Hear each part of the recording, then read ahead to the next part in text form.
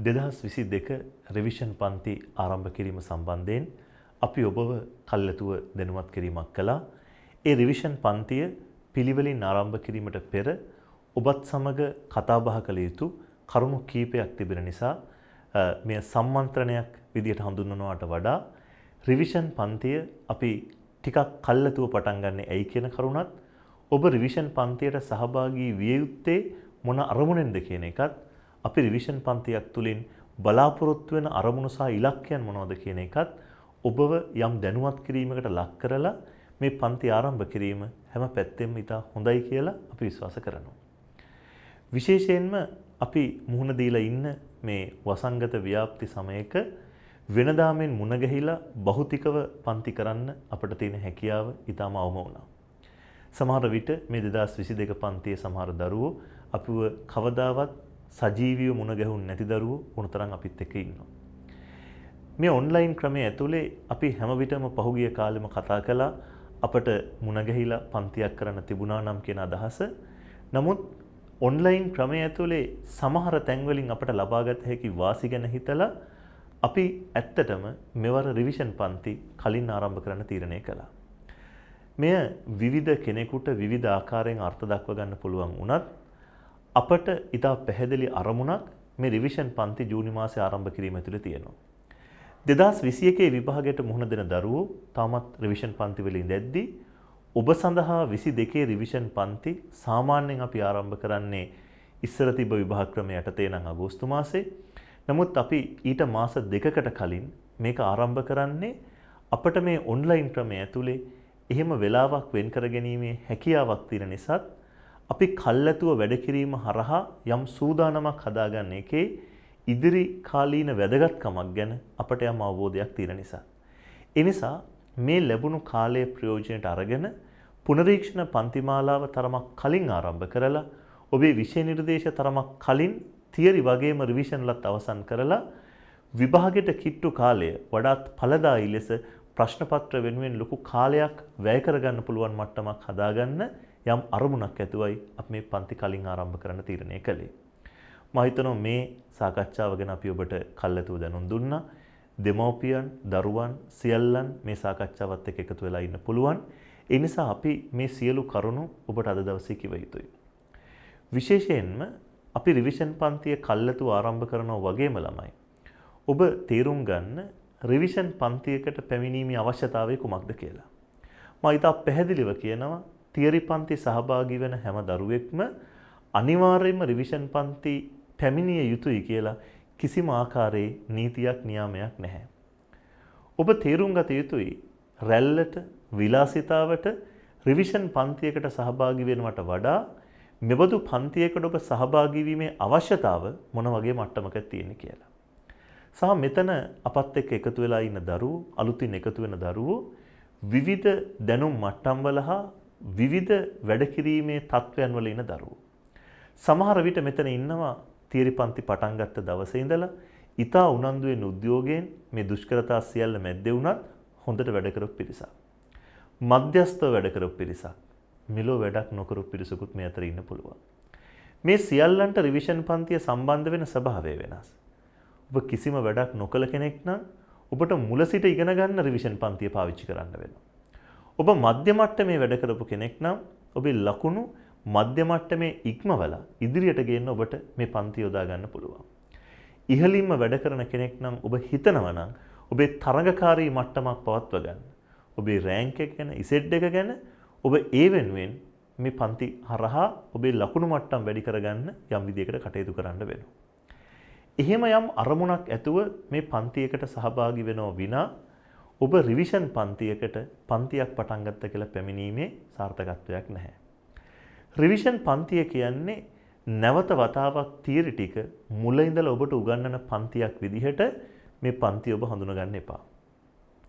අපි හැම theory කොටසක්ම revision පන්තියේ නැවත මතක් කරමින් උගන්වන බව ඇත්ත. නමුත් රිවිෂන් පන්තියක අරමුණ ඉන් එහා ගිය දෙයක් කියන එක අපි ඔබට ඉතාම අවධාරණයෙන් කියනවා. විශේෂයෙන්ම ඔබ තියරි පන්තියේ පළමු වතාවට ඉගෙනගත්ත දැනුමක් එක්ක දෙවන වතාවට ඒ ගැන කතා කරද්දී අපට විෂය කොටස් වල යම් ගැඹුරකට යන්න තියෙන අවකාශය වැඩි. ඔබට යමක් පැහැදිලි කරලා දීලා තියෙන අවකාශය ඊටම වැඩි. ඒ නිසා රිවිෂන් පන්තියකට ඔබ සහභාගී වෙද්දී ඔබේ පැත්තෙන් අරමුණු ඉලක්ක හදා ගන්නවා වගේම අපේ පැත්තනොත් අපි ඔබට විශේෂයෙන් මේ කරුණු කීපය කියනවා. අපි රිවිෂන් පන්තියක ප්‍රමුඛම අවධානය දෙන්නේ ඔබ විභාග ප්‍රශ්න පත්‍රයට සූදානම් කිරීම සඳහා. අපි තියරි පන්තියක ප්‍රශ්න පත්‍රය ගැන හිතන්නේ නැහැ කියන අදහස මම එයින් කොයිමවත් මතු කරන්නේ නැහැ.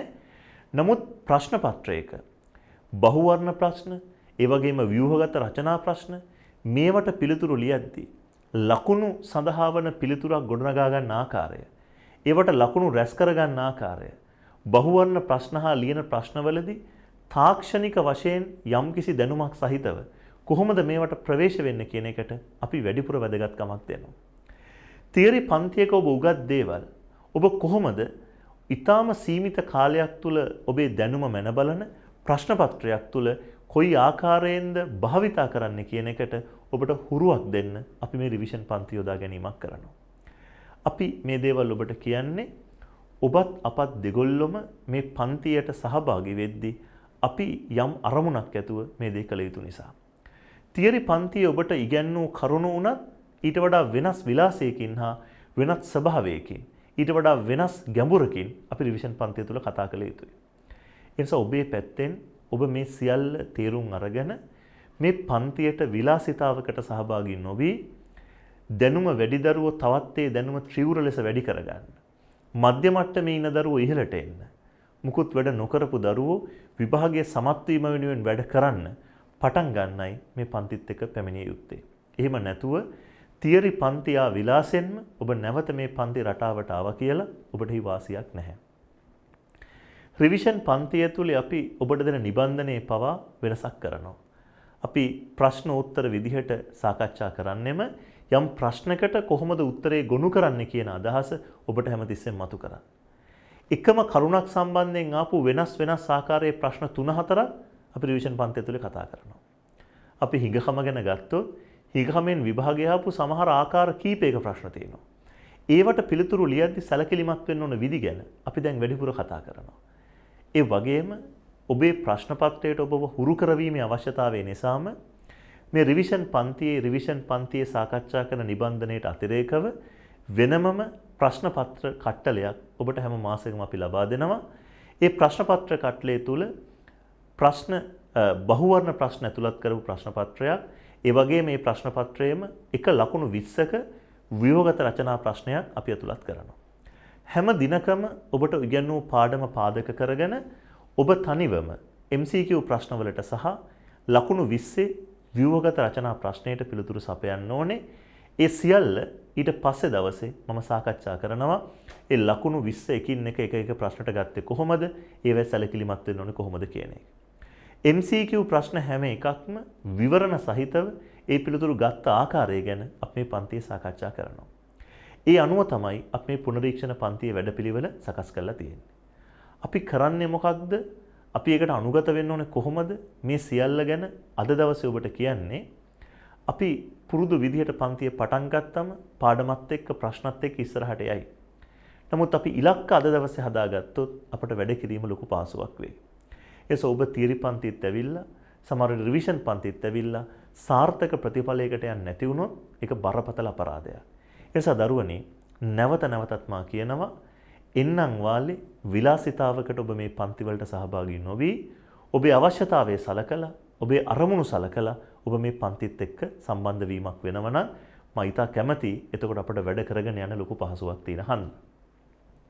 ඒ වගේම මගේ පැත්තෙන් මම අද දවස මේ කාලය ප්‍රයෝජනයට ගන්නවා ඔබව රිවිෂන් පන්තියට සූදානම් කරවීම තුළ යම් වැදගත් කරුණු කාරණා කීපයක් තවදුරටත් මතු කරගන්න. අද දවසේ මේ සාකච්ඡාවේ මේ වැඩසටහනේ ප්‍රධාන බලාපොරොත්තු වෙන්නේ ආර්ථික විද්‍යා ප්‍රශ්න පත්‍රයට ඔබ සූදානම් කරවීමේ පියවරක් විදිහට අපි පුනරීක්ෂණ පන්ති ආරම්භ කරන්න උත්සාහ කරන මේ වෙලාවේ ලබන සතියේ ඉඳලා අපි පිළිවෙලින් පුනරීක්ෂණ පන්ති පවත්වාගෙන යනවා. අද දවසේ ඔබ ආර්ථික විද්‍යාව ඉගෙන ගත්තත් ආර්ථික විද්‍යා ප්‍රශ්න පත්‍රයට ඔබ කොහොමද ඔබේ තාක්ෂණික හැකියාවන් හදාගන්නේ උත්තර ලියද්දී MCQ ප්‍රශ්න කරද්දී ඔබ කොහොමද ඔබේ කාලය කළමනාකරණය කරගන්නේ ඔබට විභාගයෙන් විවිධාකාරයේ ප්‍රශ්න මොනවද ඒවට ඔබ කටයුතු කරන්න ඕනේ කොහොමද? මෙන්න මේ හැම කරුණක් ගැනම අද අපි යම් වෙලාවක් අරගෙන ඔබත් එක්ක සාකච්ඡා කරන්න බලාපොරොත්තුවකයි අපි මේ විදිහට මුණ ගැහුනේ. අප ඔබට වෙනමම මුද්‍රණය කරපු කොටසක් විදිහට නිබන්ධනයක් නොදුන්නත් WhatsApp group හැම එකටම අපි ලබා දුන්න පුංචි සටහනක්. ඒ සටහන තමයි අද දවසේ මම ඔබත් එක්ක සාකච්ඡා කරන්නේ. ඔබ දන්න කියන කරුණු වලට වඩා ඔබට අලුතින් හිතන්න ප්‍රශ්න පත්‍රයක් සඳහා ඉලක්කගතව වැඩ කරද්දී ඔබ හිතන්න ඕන කරුණු. ඔබේ තාක්ෂණික කාරණා විදිහට අද දවසේ ඔබට කියා දීමයි මූලික වශයෙන් බලාපොරොත්තු වෙන්නේ. එහෙනම් අපි ඒ කරුණු වෙනුවෙනුයි දැන් ඉඩකඩ වෙන් කරවා ගන්න සූදානම් වෙන්නේ.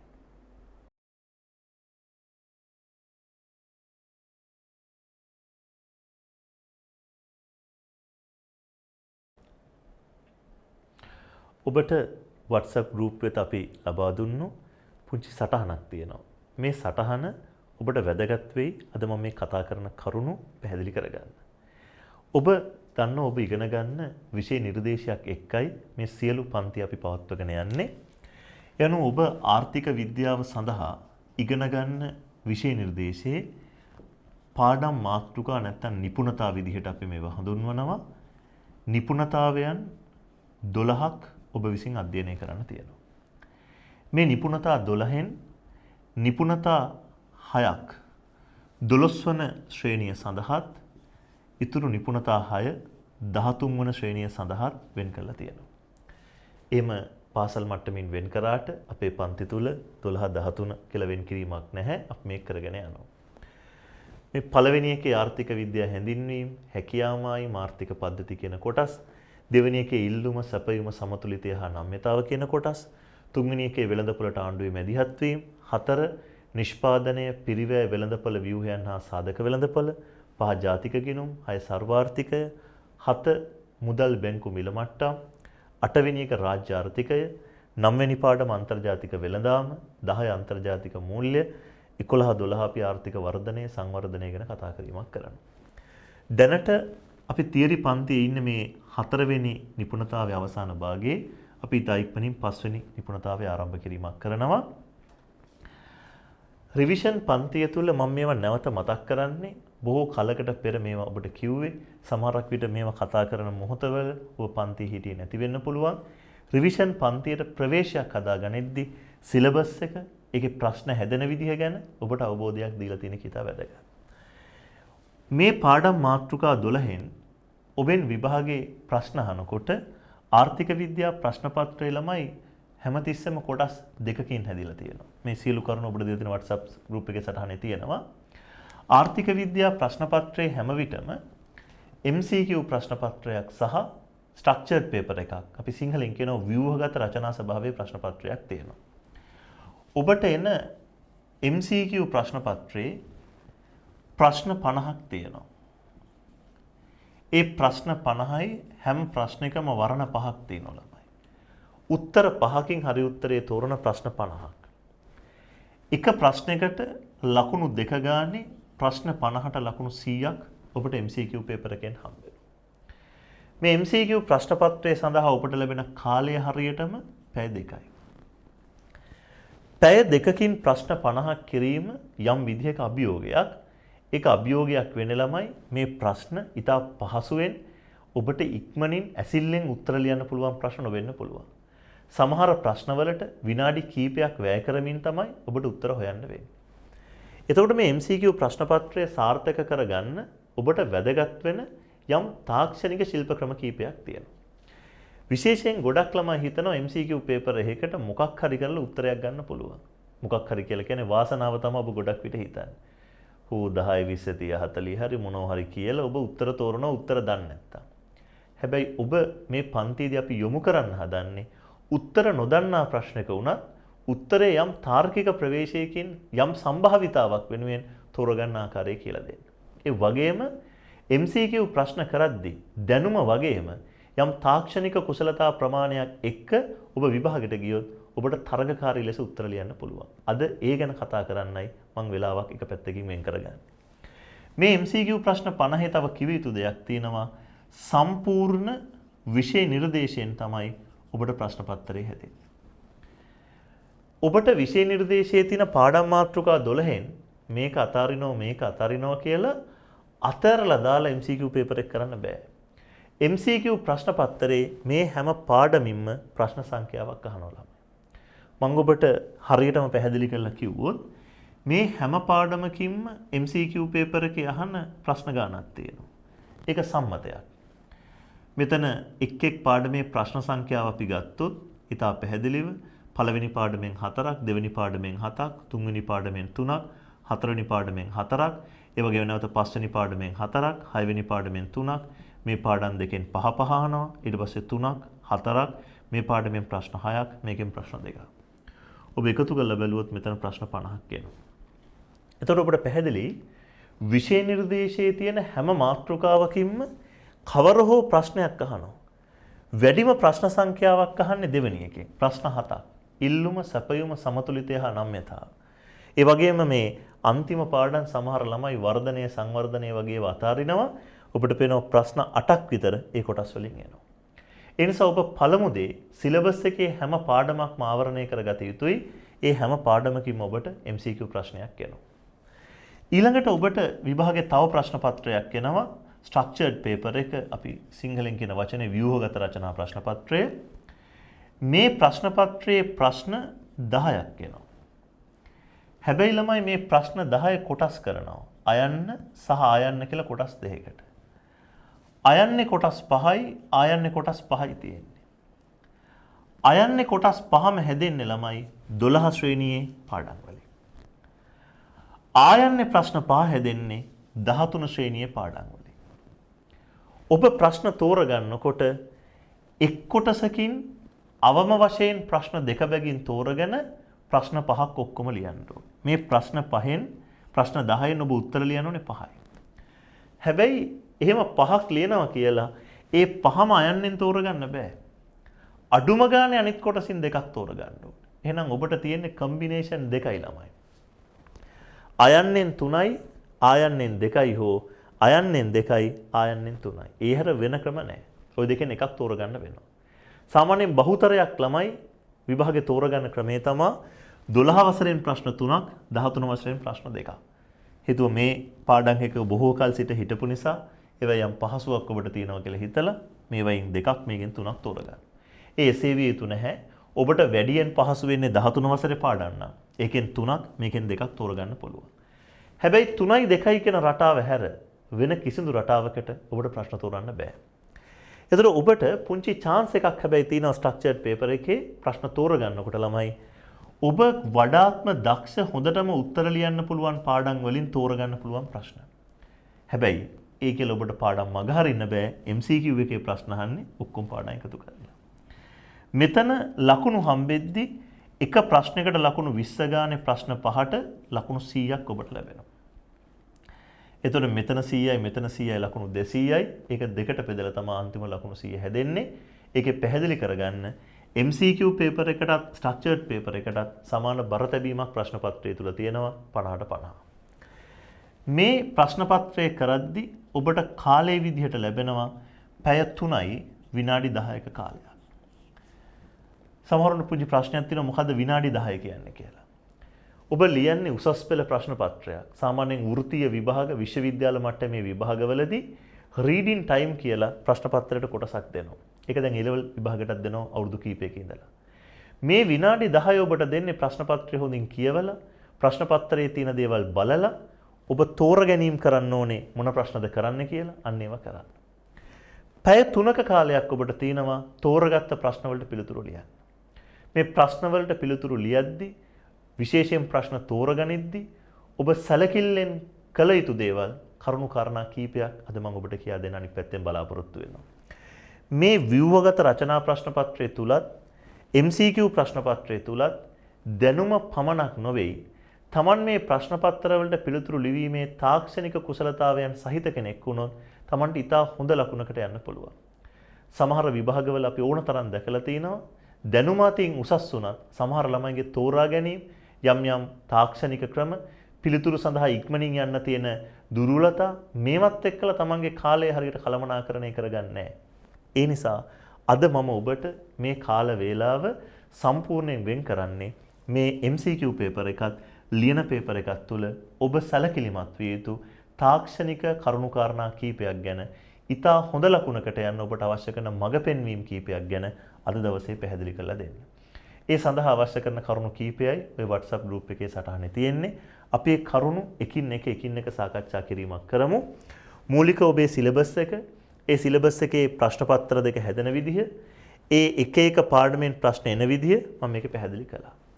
ඔබට මේ එන ප්‍රශ්න 10 ගැනත් මම වචනයක් කිව යුතුයි. හැමතිස්සෙම ස්ට්‍රක්චර්ඩ් පේපර් එකේ ළමයි පළවෙනි පාඩමෙන් ප්‍රශ්නයක් එනවා, දෙවෙනි පාඩමෙන් ප්‍රශ්නයක් එනවා, තුන්වෙනි පාඩමෙන් ප්‍රශ්නයක් එනවා, හතරවෙනි පාඩමෙන් ප්‍රශ්නයක් එනවා. 5යි 6යි පාඩම් දෙකෙන් වෙන්නේ එක ප්‍රශ්නයයි. එහෙම තමයි මේ ප්‍රශ්න පහ හැදෙන්නේ. ඊළඟට ආයන්න කොටසේ 7 වෙනි පාඩමෙන් ප්‍රශ්නයක් එනවා, 8 වෙනි පාඩමෙන් ප්‍රශ්නයක් එනවා. මෙතන 9 සහ 10, 11 සහ 12 කියලා තව පාඩම් හතරක් තියෙනවා. එතනදී මේ 9 සහ 10 කියන පාඩම් දෙකෙන් වෙන්නේ එක ප්‍රශ්නයයි, 11න් එක ප්‍රශ්නයයි, 12න් එක ප්‍රශ්නයක් විදිහට මෙතන ප්‍රශ්න පහ හැදෙනවා. එතකොට ඔබේ පැත්තෙන් අද දවසේ මේ කතාබහ ඇතුලේ ඔබේ විෂය නිර්දේශය තුල ප්‍රශ්න පත්‍රය හැදෙන ආකාරය, එක් පාඩමෙන් බහුවර්ණ ප්‍රශ්න එන විදිහ, ව්‍යුහගත රචනා ප්‍රශ්න එන විදිහ, ප්‍රශ්න පත්‍රය තුල ඒවා යොමු වෙලා තියෙන ආකාරය ගැන ඔබ අවබෝධක සිටිය යුතුයි. මම මුලින්ම අද දවසේ වෙලාව ඒ වෙනුවෙන් වෙන් කරනවා. එහෙමනම් මෙතන ඉඳලා අපි ඊළඟට කතා කරමු මුලින්ම මේ MCQ ප්‍රශ්න පත්‍රයේ සම්බන්ධයෙන් ඔබ ඉතා සැලකිලිමත් වෙන්න ඕන කරුණුකාරණා කීපයක්, ඔබට වැදගත් මඟ පෙන්වීම් කීපයක්. අපි ඒ ටික සාකච්ඡා කරලා ව්‍යුහගත රචනා ප්‍රශ්න පත්‍රයේ තුලත් ඔබ සැලකිලිමත් වෙන්න ඕන කරුණු ටිකක් තියෙනවා. ඒ ටික සාකච්ඡා කරන්න බලාපොරොත්තු වෙනවා. ඉන් පස්සේ අපි අද මේ සාකච්ඡාව අවසන් කරලා ලබන සතියේ සිට පුනරීක්ෂණ පන්ති ආරම්භ කිරීමක් කරනවා. තීරි පන්තිත් සාමාන්‍ය විදිහට ඔබේ පවතිනවා. ඔබ මේ සියල්ලගෙම උසස් ප්‍රතිඵලයක් සඳහා ඔබ යොමු කරවන්න අපේ පැත්තෙන් අපට කළ හැකි දේ කරද්දී ඔබ මේ පවතින සියලු බාධක මැද්දේ ඔබට තියෙන විවිධ දුෂ්කරතා මැද්දේ වුණත් මේ සියල්ල අත නොහැර මග නොහැර හැකි උපරිමෙන් මේ කටයුතු වලට දායක වෙයි කියන බලාපොරොත්තුවෙන් අපි මුලින්ම කතා කරමු MCQ ප්‍රශ්න පත්‍රයේදී ඔබ සැලකිලිමත් විය යුතු ප්‍රධානම කරුණු කාරණා සහ මඟ පෙන්වීම් පිළිබඳව.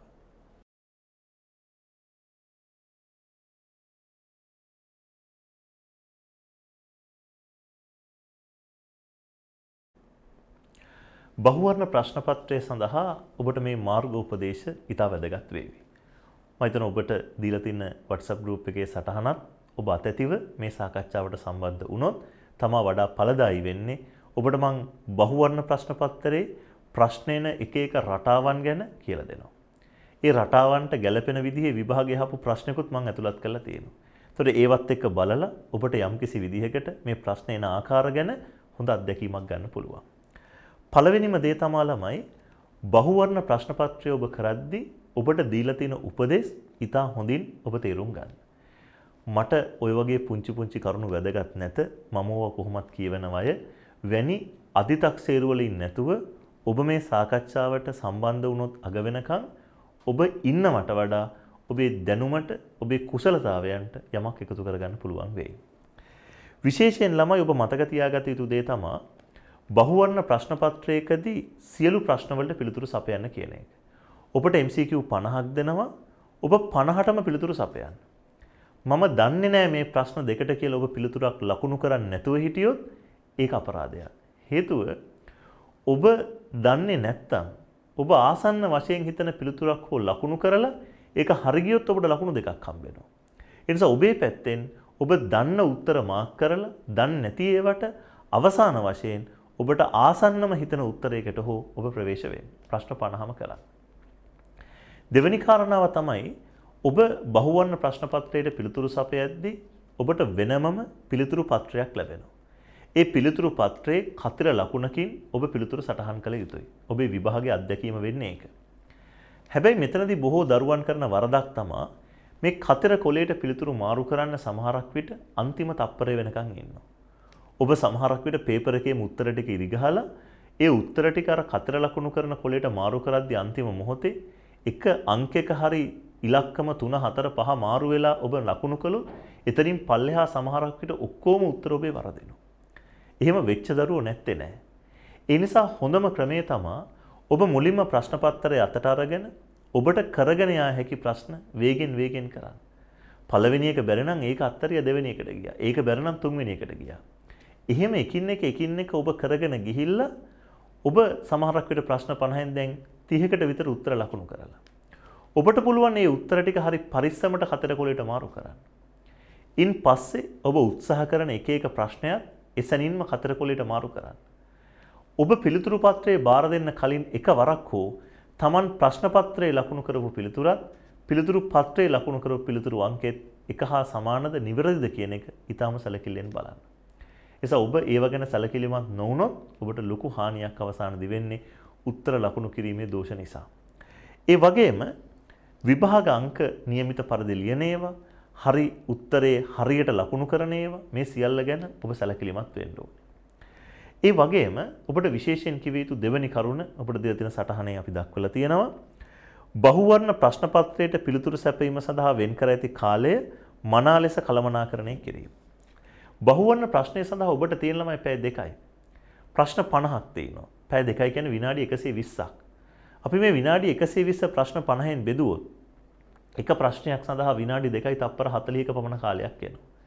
ඒක ඇවරේජ් ටයිම් එකක්. සමහර ප්‍රශ්න වලට ඔබට විනාඩි 2යි තප්පර 40ක් තියා. තප්පර 15ක්වත් 10ක්වත් යන්නේ නැහැ. ප්‍රශ්නේ කියවද්දිම උත්තර එනවා.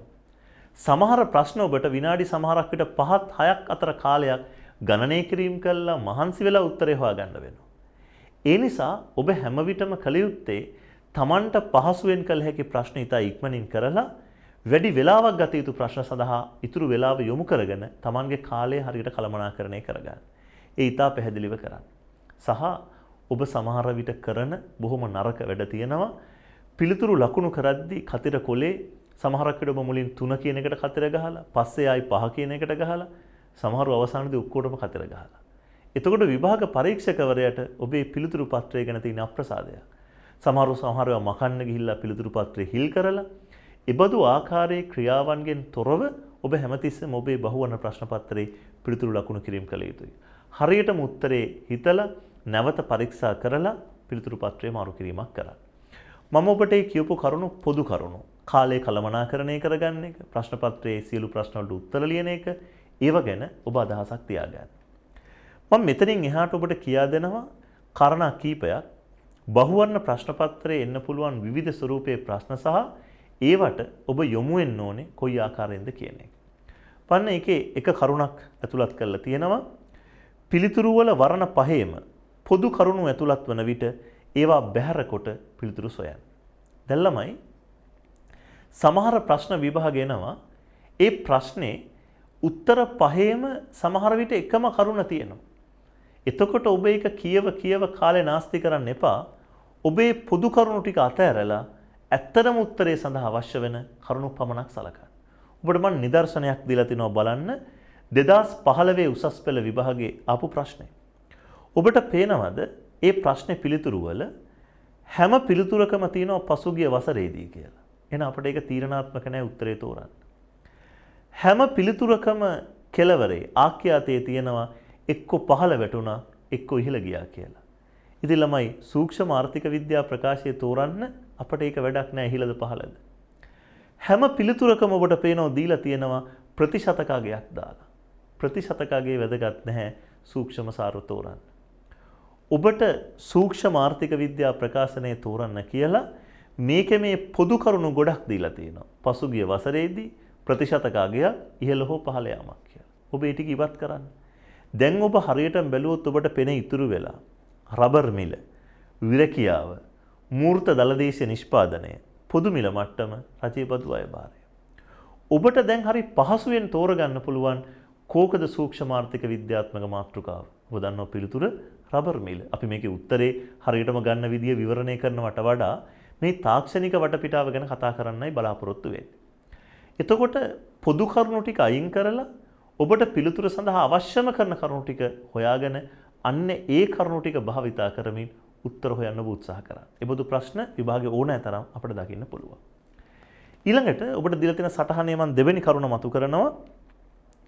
නිවැරදි පිළිතුරු තෝරගනිද්දී බැහැර කිරීමේ ක්‍රමවේදය භාවිතා කරමින් පිළිතුරු තෝරා ගැනීමේදී මතුවන සංකීර්ණතා හැකිතාක් අවම කරගන්න.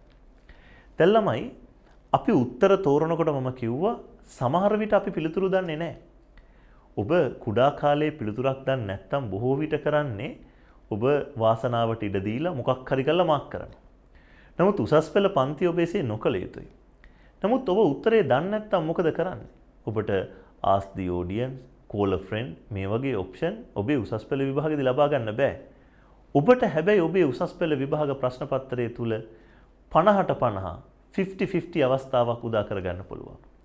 ඒ ඔබට මේ දීලා තියෙන උත්තර පහෙන් ඔබ හරි උත්තරේ දන්නේ නැත්නම් ඔබ වැරදි උත්තර පුළුවන් තරම් ඉවත් කරලා උත්තර දෙකක් වෙනකන් අරන් එන්න.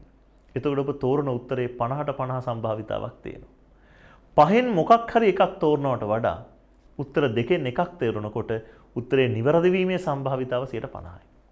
ඒ නිසා ළමයි ඔබට තේරෙයි මම මේවා කිව්වට පස්සේ ඔබ මෙතෙක් කල් MCQ කළාට වඩා අලුත් විදිහකට MCQ කරන්න ඔබ පුරුදු වෙයි. ඔබ මෙතෙක් කල් උත්තරයක් ලියද්දී කටයුතු කළාට වඩා තරමක් දියුණු විදිහට උත්තරයක් ලියන්න මේ සාකච්ඡාවෙන් පස්සේ ඔබ පුරුදු වෙයි. ඒ නිසා මේවා හොඳින් අහන් ඉන්න. මේ කරුණු වලට පුළුවන් තරම් අනුගත වෙන්න. මින් පස්සේ MCQ එකක් කරද්දී ඔබ පිළිතුරු දන්නේ නැත්නම් ටග් ගාලා එක අතාරින්න නෙමෙයි වැරදි උත්තර බැහැර කරලා හරි උත්තරයට එන උත්සාහ කරන්න.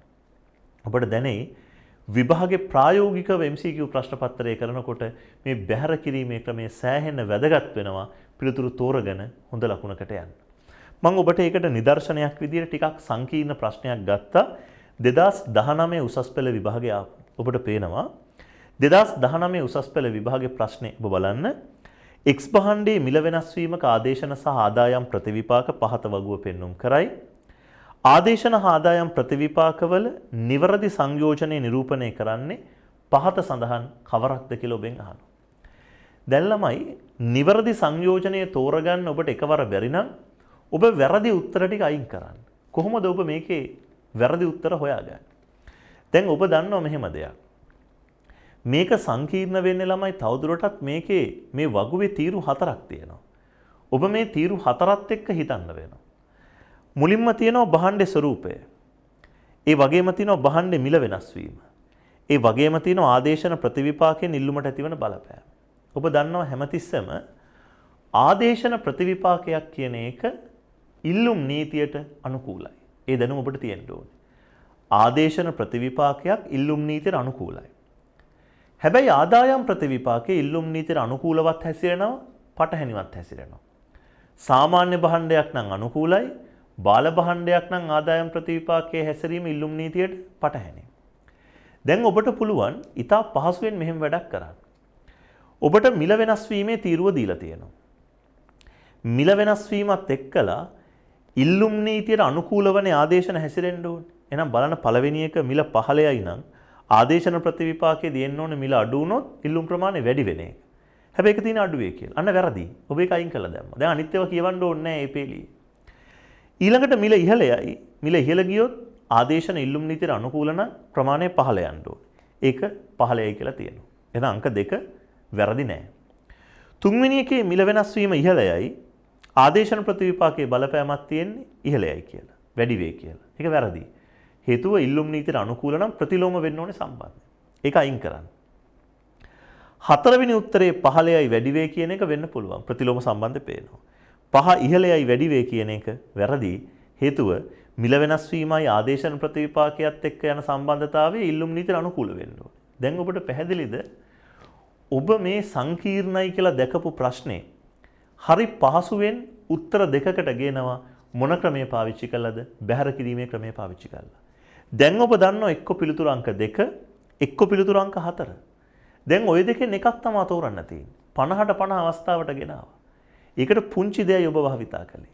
ඒ නිසා හරි සරල තර්ක මේ කියලා දෙන්නේ බැහැර කරමින් වැරදි උත්තර හරි උත්තරයට එන්න. දැන් ඔබට මේකේ පහසුවෙන් තේරුම් ගන්න පුළුවන් දෙවෙනි උත්තරේ බාල භාණ්ඩයක් කියලා තියෙනවා. බාල භාණ්ඩයක් නම් ආදායම් ප්‍රතිවිපාකයේ ඉල්ලුම් නීතියට පටහැනි වෙන්න ඕනේ. එහෙනම් මිල ඉහළ යනකොට ආදායම් ප්‍රතිවිපාකයේ පැත්තෙන් ඉහළ යන්න ඕනේ. ඒක වැරදි. හතරවෙනි උත්තරේ සාමාන්‍ය භාණ්ඩයක් තියෙන මිල 15යි. මිල අඩු වුණොත් ආදායම් ප්‍රතිවිපාකයට අනුකූලයි වැඩි වෙන්න ඕනේ. හරි උත්තරේ එහෙනම් ඔබට තෝරන්න පුළුවන් අංක 4 කියලා. අපි හරි උත්තරේට ආවේ වැරදි උත්තර අයින් කරලා. මම මේ සාකච්ඡාවට ප්‍රශ්න ගොඩාක් දාගත්තේ නැත්තේ අපිට තියෙන කාලෙත් එක්කලා මේ වගේ ඔබ උත්සාහ කරන්න MCQ ප්‍රශ්න කිහිපයක් අරගෙන මේ වගේ සංකීර්ණ ඒවා වැරදි උත්තර අයින් කර කර ඔබට පුළුවන් එතකොට හරි උත්තරේ හොයාගන්න.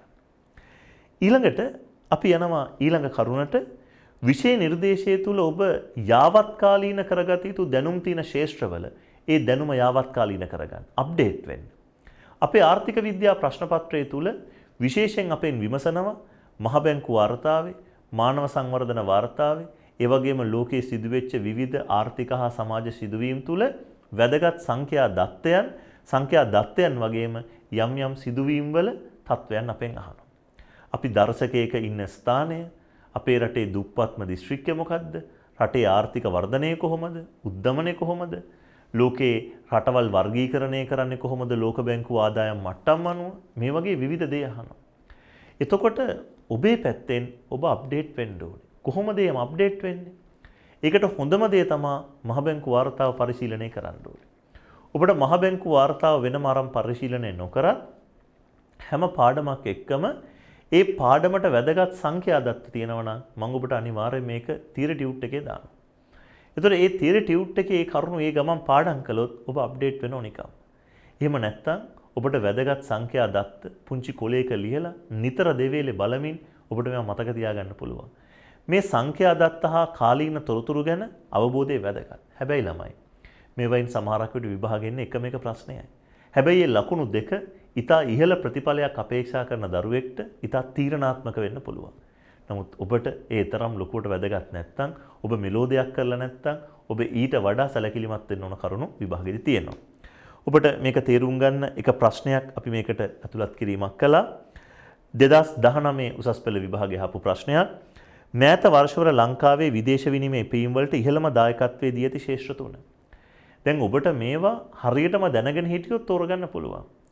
අපි මේවා ඉදිරියේ සාකච්ඡා කරනවා. වැඩිම විදේශ විනිමය පීම් අපේ රටට එන්නේ ප්‍රධානම කෙනා විදේශ සේවා නියුක්තිය ළමයි. ඊට පස්සේ රෙදිපිලිහා ඇඟලුම්, ඊට පස්සේ සංචාරක ව්‍යාපාරය. මේකේ හරි උත්තරය අංක 5. ඒවා ඔබ හරියට දැනන් ඉන්න ඕනේ. ලංකාව ගැන තොරතුරු අහද්දී විවිධ පැතිවලින් ලංකාව ගැන සංඛ්‍යා දත්ත අහද්දී ඒවට උත්තර දෙන්න නම් ඔබ හරියටම ඒ කරුණු ගැන හොඳ අවබෝධයක ඉන්නම වෙනවා. ඒ නිසා වැදගත් සංඛ්‍යා දත්ත ආර්ථික දත්ත ගැන ඔබේ දැනුම වැඩි කරගත යුතුයි. ඊළඟට මම ඔබට දාලා තියෙන පුංචි කතාවක් ඊළඟ කරුණ විදිහට ප්‍රස්තාරයක් හෝ සමීකරණයක් මගින් පිළිතුරු තෝරා ගැනීමට ඇති අවස්ථාවලදී නිතරම ප්‍රස්තාරය ඇඳලා හෝ සමීකරණය හදලා පිළිතුරු ගන්න. මම මේ කතාව ඔබට නිකම්ම කියනවට වඩා මේකේ ප්‍රශ්නකුත් ඔබට දීලා තියෙනවා. 2019 ප්‍රශ්නේ මම ඒකටත් තෝරගත්තේ ආසන්න විභාග ප්‍රශ්නයක් නිසා. මේ ප්‍රශ්න කියවද්දිම ඔබ තේරුම් ගන්න ඕනේ මේ ප්‍රශ්නෙට ප්‍රස්තාරය අඳින්න නැතුව උත්තර ගන්න බෑ. සමීකරණේ ලියන්න නැතුව උත්තර ගන්න බෑ. ඒ අවබෝධයෙන්ුයි ඔබ කටයුතු කරන්න ඕනේ. මම පොඩ්ඩක් ඔබට මේකේ ප්‍රස්තාරය ඇඳලම මේ උත්තරේ ගන්න හැටි පැහැදිලි කිරීමක් කරන්න.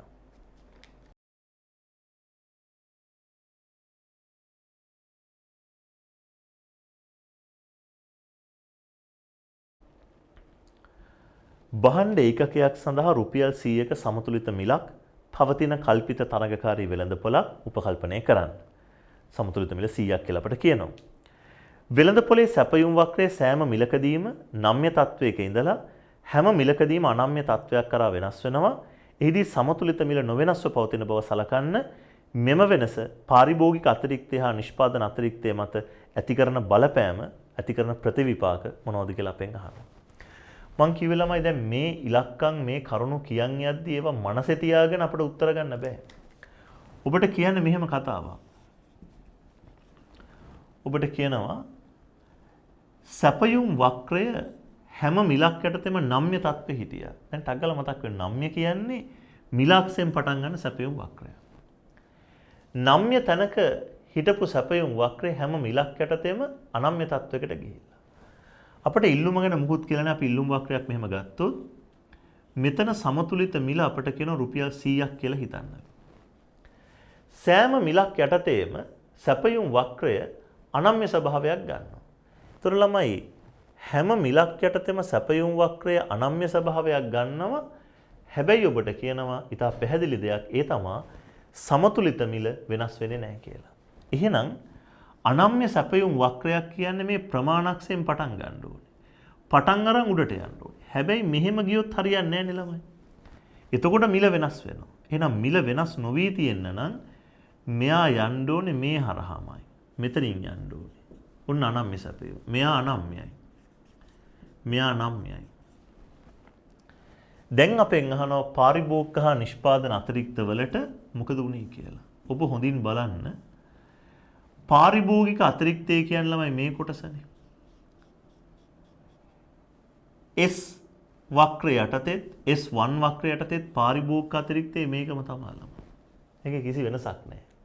හැබැයි ඔබ බලන්න S කියන වක්‍රය යටතේ නිෂ්පාදන අතිරික්තයට ආවේ මම මේ පාට කරන නිල් පාටින් පාට කරන ටිකනේ. මේකනේ ආවේ. හැබැයි S1 වක්‍රය යටතේ සමතුලිතය આવොත් නිෂ්පාදන අතිරික්තයට මෙන්න මේ කෑල්ලත් එක්කම එනවා. මේ ටිකත් එකතු වෙනවා. පැහැදිලිද කියන්නේ? එහෙනම් මෙතන රූප සටහන ඇඳපු නිසා අපට ලේසියෙන් තේරුම් ගන්න පුළුවන් නම්‍ය සැපයුම් වක්‍රය යටතේ ළමයි ওই ත්‍රිකෝණේ විතරයි නිෂ්පාදන අතිරික්තයට එන්නේ. හැබැයි අනම්‍ය සැපයුම් වක්‍රය යටතේ මේ සම්පූර්ණ කොටස. මේකට අපි නමක් කියනවා මේක ඇවිල්ලා ට්‍රපීසියම. ඒ ට්‍රපීසියමම නිෂ්පාදන අතිරික්ත වෙනවා. අත නිෂ්පාදන අතිරික්තය වැඩි වෙලා. මේක A නම් මේක B නම් කලින් A විතරයි. දැන් අනම්‍ය තත්ත්වයට ආවම AB දෙකම ඇවිල්ලා තියෙනවා.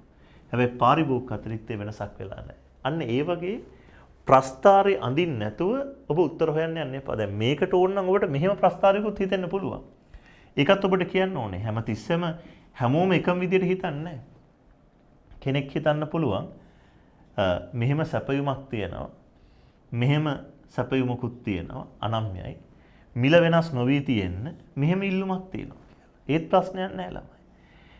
ඒ හැම තැනකදීම ඔබ තේරුම් ගන්න ඕනේ මේ විදිහේ ඉල්ලුම් වක්‍රයක් පූර්ණ නම් ඉල්ලුමක් ආවම පූර්ණ නම් ඉල්ලුමක් යටතේ පාරිභෝගික අතිරික්තය ශුන්‍යයි. ඒතර පාරිභෝගික අතිරික්තය කොහොමද බිඳුවයි? නිෂ්පාදන අතිරික්තයේ කලින් මේ ටික විතරයි අලුත් නිෂ්පාදන අතිරික්තෙට මේ ඔක්කොම ටික එනවා. අන්න නිෂ්පාදන අතිරික්තය වැඩි වෙනවා. ඕන විදිහකට ඔබට මේක හඳුනා ගන්න පුළුවන්. පාරිභෝගික අතිරික්තය නොවෙනස්ව තියෙනවා. නිෂ්පාදන අතිරික්තය වැඩි වෙනවා කියන කරුණ ඔබට මේකේ හඳුනා ගන්න පුළුවන්. මම ඊළඟ කරුණක් පොඩ්ඩක් ඔබත් එක්ක මේ බෝඩ් එකේ හදලා පෙන්නන්න කැමතියි. ප්‍රස්තාරයක් අඳින්න ඕන තැනක් ඔබට පේනවා නම් ඔබ අනිවාර්යයෙන්ම ප්‍රස්තාරය අඳින්න ඕනේ. ඒ වගේම තමයි ළමයි ගණනය කිරීමක් ඇසුරෙන් පිළිතුරු හොයාගන්න තියෙන තැනක කවදාවත් මනෝමයෙන් සුළු කිරීම කරන්න යන්න එපා. ගණනය කිරීම කරලා ඒ උත්තරේ හදලම ගන්න. සමහර ළමයි ප්‍රශ්න කියලා ටක් ගාලා ඔළුවෙන් එහාට මෙහාට ඉලක්කම් දාලා හදන්න යනවා. නමුත් එතුල වෙන්න පුළුවන් හානිය තමයි පොඩි හරි දෝෂයක් වෙලා ඔබ හිතන විදිහ වැරදුනොත් එහෙම උත්තරේ වරදිනවා. දැන් ඔබ මතක තියාගන්න ඔබේ ප්‍රශ්න පත්‍ර හදන අය දරුවෙක්ගේ මේ විභාග ප්‍රශ්න පත්‍රයේ මනෝභාවයන් ගැන හොඳ අවබෝධයෙන් ඉන්නවා. ළමයෙක් මේක කියවද්දි ටක් ගාලා මෙන්න මෙතනින් මෙහෙම හිතනවා වැරදියට. එතකොට මේ වැරදියට හිතලා එන උත්තරෙත් උත්තර පහේ කොටසකට දානවා. ඒතර ඔබ හිතනවා සමහරක් විට වැරදිලා හිතුණත් ඔබ හිතපු දේ උත්තරයක පෙන්නනවා. ඔබ ඒක තෝරන්න යනවා. එස මතක තියාගන්න ඔබට හිතන දේ උත්තරේ තිබ්බ පමණින් ඒක නිවැරදි නෑ. ඔබ හිතපු විදිහ වැරදුනොත් ඒ වැරදියට හිතන විදිහටත් උත්තර පහ තුල තියෙන්න පුළුවන්. එසා හරියටම ගණනය කිරීම කරන්න. අපි මේකේ 2013 උසස් පෙළ විභාගයේ ආපු ප්‍රශ්නයක් ඇතුළත් කරා. ඒකට හේතුවම ගොඩක් ළමයි මේක මනෝමයෙන් විසඳන්න ගිහලා වරද්දාගත්ත ප්‍රශ්නයක්. ඔබ බලන්න. මම මේක කියලා දුන්නා තියරි පන්තියේදී අපි නැවත මතක් කිරීමක් කරමු. කිසියම් නිෂ්පාදන ආයතනයක ශ්‍රම හමුදාවේ ප්‍රමාණය දිනකට ශ්‍රමිකයෝ 100 ඉඳලා 101ට වැඩි කරද්දී ශ්‍රමිකයෙක්ගේ දෛනික වැටුප 600න් 650ට වැඩි වෙනවා. එයනුව එක් දිනකදී ශ්‍රමයේ ආන්තික පිරිවැය කීයද කියලා අහලා තියෙනවා. දැන් ගොඩක් අය හිතුවා ශ්‍රමිකයෝ 100 ඉඳලා 101ට වැඩි කරනවා දෛනික වැටුප 600 650 වෙනවා. ඒ කියන්නේ වැටුප වැඩි වෙන්නේ 50යි ආන්තික පිරිවැය නම් 50යිනේ කියලා. උත්තරවලත් 50 කියන එක පේන්න තිබ්බා. ඉතින් වැරදි විදියට හිතුවා වැරදි උත්තරෙත් පේනවා. ළමයි හොඳට මතක තියාගන්න. මේ වගේ තැනක ඔබ ගණනය කිරීම නොකර උත්තර ගන්න ගියාම තමයි ඔබේ පැත්තෙන් වරදින්නේ. ඔබට කියනවා ශ්‍රමිකයෝ 100 ඉඳලා 101ට වැඩි වෙනවා. ශ්‍රමිකයෙක්ගේ දෛනික වැටුප රුපියල් 600 ඉඳලා 650 වෙනවා. එතකොට ඔබ දන්නවා මේ ආන්තික පිරිවැය කියලා කියන්නේ හැමතිස්සෙම මුළු පිරිවැය කොච්චර වෙනස් වුණාද මේ එක ශ්‍රමිකයෙක් වැඩි කරපු නිසා. මෙතන ශ්‍රමිකයෝ වැඩි වෙන්නේ එක්කෙනයි. එක ශ්‍රමිකයෙක් වැඩි කිරීම නිසා දෛනික වැටුපේ ඇතිවෙච්ච වෙනස නෙවෙයි යාන්ත්‍රික පිරිවැය කියන්නේ. මුළු පිරිවැය වෙනස. ඔබ මෙතන ටෝටල් කොස්ට් එක හදන්න ඕනේ. මෙතන 600ව 100ක් කියන්නේ රුපියල් 60000ක්. 650 වැඩි කිරීම 101 කියන්නේ 65650ක් ළමයි. එතකොට ඔබට පේනවා මේ පැත්තෙන් එක ශ්‍රමිකයෙක් වැඩි කරපු නිසා ටෝටල් කොස්ට් එක වැඩි වුණේ 5650යි. ඒක තමයි උත්තරේ. එතකොට ඔබ මේක ලියලා සුළු කරන්නේ නැතුව අර නිකන් හිතලා කියවලා උත්තර ගන්න ගියාම රයිට් එක්කෙනයි වැඩි වුණේ 50ක් වැඩි වුණේ කියලා උත්තරේ වරදිනවා.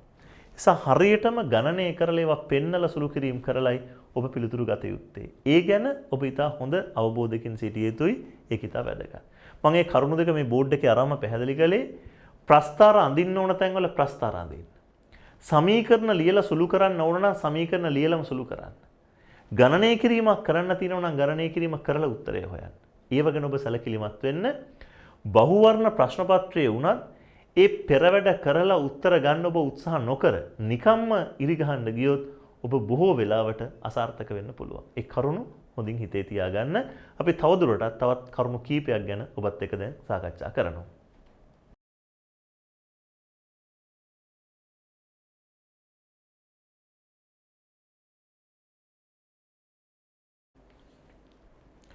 බහුවර්ණ ප්‍රශ්න පත්‍රයක ළමයි තව ඉතා වැදගත් කරුණක් ඔබට අවධාරණය කරනවා. සමහරක් විට ඔබ බහුවර්ණ ප්‍රශ්නය සම්පූර්ණයෙන් කියවන්නේ නැතුව ඒ ප්‍රශ්නය සමහරක් විට තියෙන මොකක් හරි එක තැනක අදහසක් අරගෙන ඔබ සමහරක් විට පිළිතුරු ලියන්න යනවා. හැබැයි ඔබ සැලකිලිමත් වෙන්න බහුවර්ණ ප්‍රශ්නයක තියෙන එක තැනක් දෙකක් අඳුනගෙන නෙමෙයි මුළු වාක්‍යම හරියට තේරුම් අරගෙන මුළු අදහස වෙනුවෙන් පිළිතුරු ගොනු කරන්න. මම ඔබට තේරුම් ගන්න පුංචි උදාහරණයක් ගත්තා 2016 උසස් පෙළ විභාගයෙන්. ඔබ බලන්න නිෂ්පාදන ආයතනයක් කෙටි කාලයේදී කිසිවක් නිෂ්පාදනය නොකරන්නේ නම් දැන් සමහරක් විට ඔබට පේනවා උත්තරවලට තියෙන පිරිවැය. නිෂ්පාදනය නොකරන්නේ නම් කියන නිෂ්පාදනයේ බිඳුවයි. ඔබට අග්ගාලා හදා ගන්නවා. නිෂ්පාදනය කරන්නේ නැති වුණත් අනිවාර්යයෙන්ම ස්ථාවර පිරිවැයක් තියෙනවා. ඔබට අග්ගාලා සමහරක් විට ස්ථාවර පිරිවැය තෝරනවා. හැබැයි ප්‍රශ්නෙන් විමසන්නේ ඒක නෙවෙයි. සම්පූර්ණ අදහස ගන්න. කිසිවක් නිෂ්පාදනය නොකරන්නේ නම් පහත සඳහන් පිරිවැය අතුරින් ශුන්‍ය අගයක් ගන්නේ කවර පිරිවැයද? දැන් මුළු ප්‍රශ්නේ අදහස මොකද්ද? කිසිම භාණ්ඩයක් හදන්න නැත්නම් බිඳුවක් වෙන පිරිවැය කවුද? කිසිම භාණ්ඩයක් හදන්න නැත්නම් බිඳුවක් වෙන පිරිවැය කියන්නේ කවුද ළමයි? විචල්්‍ය පිරිවැය. හැබැයි ඔබ කිසිවක් නිෂ්පාදනය කරන්නේ නැත්නම් පිරිවැය කියලා ටක් ගාලා හිතුවොත් එහෙම ඔබ කියනවා ස්ථාවර පිරිවැය. හැබැයි උත්තරේ ඒක නෙමෙයි. ඒ නිසා හරි සැලකිලිමත් වෙන්න සම්පූර්ණ වාක්‍ය කියවලා අදහස ගන්නවා මිසක් එක තැනකින් නතර කරන්න යන්න එපා. හැබැයි ඒකෙම ඊට වඩා තව වෙනස් විදිය කරුණකුත් මම ඔබට ඊළඟ ප්‍රශ්නයෙන් මතු කරනවා.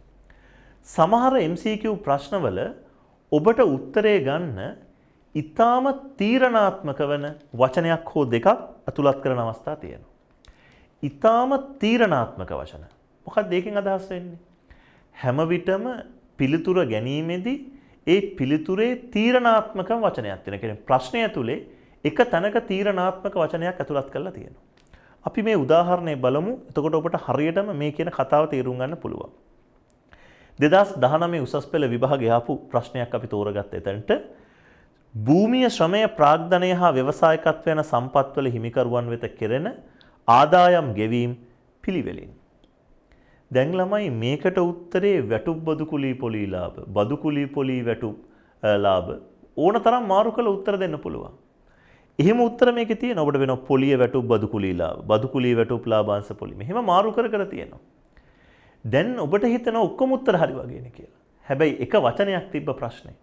අපට කියනවා භූමිය ශ්‍රමයේ ප්‍රාග්ධනයේ ව්‍යවසායකත්වයේ කියන සම්පත් හිමිකරුවන් වෙත කරන ආදායම් ගෙවීම් පිළිවෙලින් තියෙන්නේ.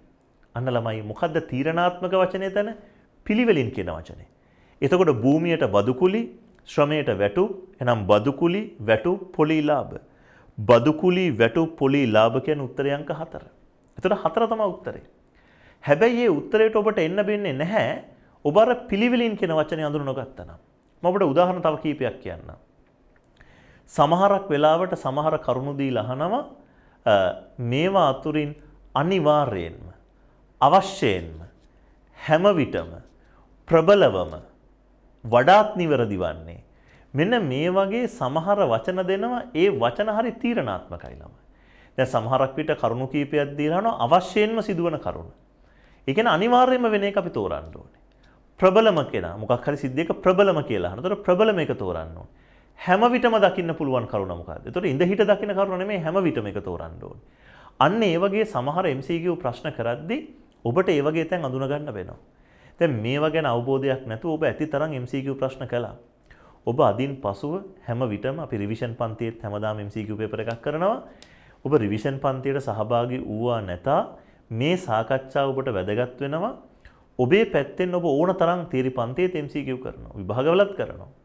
ඒ කරනකොට මේ කියලා දෙන කාරණා ගැන සිහිබුද්ධියෙන් ඒව ගැන හිතලා ඔබ උත්තර හොයන්න ගත්තොත් ඔබ ඉන්න මට්ටමට වඩා ඔබට ඉහළට යන්න පුළුවන්. ඔබට හරි උත්තර ගන්න පහසුවක් දැනේ. ඒ කරුණ මතක තියාගන්න. ඊළඟට ඔබ හොඳින් මතක තියාගන්න තව වැදගත් දෙයක් තමයි ළමයි මේ ඊළඟ කරුණේ මම ඇතුළත් කරේ.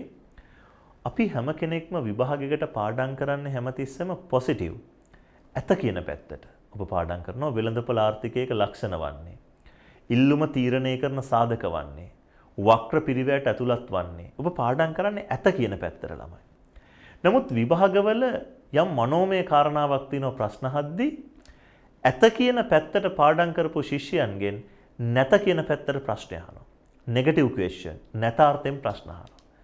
අපි හැමතිස්සෙම ඇත කියන පැත්තට පාඩම් කරලා ඔළුව හදන් ඉන්න නිසා සමහරක් විට නැත කියන කරුණ අපි හරියට අඳුනගත්තේ නැත්නම් අපි වැරදි උත්තර වලට යනවා. හැබැයි ඔබේ විභාගවල එක විශේෂ දෙයක් තියෙනවා ළමයි. නැත යන අර්ථයෙන් ප්‍රශ්න ඔබෙන් අහනවා නම් නොමැත, නොහැක්කේ, නොවන්නේ මෙන්න මේ වගේ වචන ප්‍රශ්න පත්‍රයේ යොදනකොට ඒවත් තද කළු අකුරින් අපි කියනවා බෝල්ඩ් කරලා ඔබට පෙන්නනවා. එතකොට එමෙනි තද කළු අකුරක් දැක්ක ගමන් ඔබ හිතන්න ඕනේ මේ ප්‍රශ්නේ අහන්නේ නැත යන අර්ථය සහිතව කියලා. පොඩ්ඩක් ඒ පැත්තට පුරුදු වෙන්න.